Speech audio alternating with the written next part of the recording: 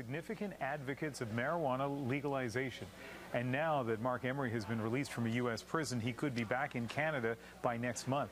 Emery was jailed for 5 years for selling marijuana seeds to American customers. At the time, the U.S. Drug Enforcement Agency called his arrest a significant blow to the legalization movement. But many consider Emery's years of crusading for the cause the reason why pot is now legal in some American states.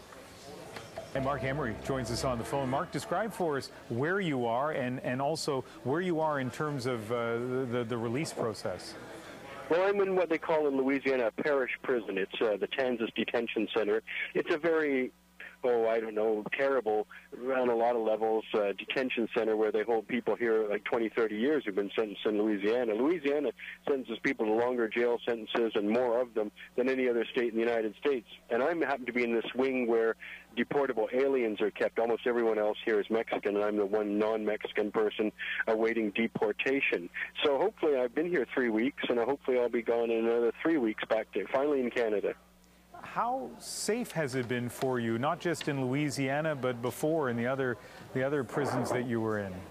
Well, I've seen everything now. I've been in 6 different kinds of prisons in 6 states. I was at a detention center in Seattle, SeaTac, and then I was in a holdover facility, a massive dorm in Nevada, and then I was at the hub in Oklahoma on a couple of occasions. I was at an immigrant prison where just foreigners were kept in Georgia, and then I was at 3.5 years at the medium security federal prison in Yazoo City, where I spent most of my time, and now I'm in Louisiana in a detention center. So I will say this: you can adapt to anything. You know, you have to make the best of whatever you've got.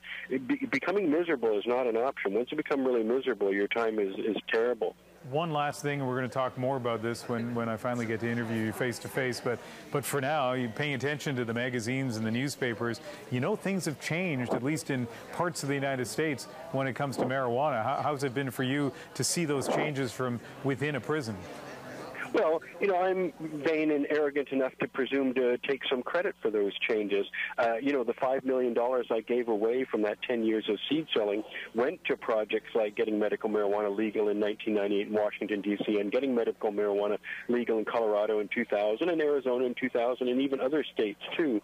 My money went to all these projects that are now bearing fruition. So I'm really happy. I'm delighted to see legal marijuana in Washington and Colorado. And Oregon and Alaska will be adding to those numbers this November, and I have every expectation that Vancouver is a changed place compared to when I left it. I understand there's 35 dispensaries there now, and different kinds of lounges and all sorts of different kind of cannabis culture, you know, evidence. And so these are all good things. I'm delighted to see it. It's rich in irony, of course, that my prosecutor, John McKay, who prosecuted me in 2005 and swore out the indictment and all that, in fact wrote the legislation for Washington State's legalization. So, you know, I appreciate the fact that many of my adversaries have now become converts to legalization. Oh, you're about to re-enter a much different world. We'll talk to you when you're back outside. Marc, thank you.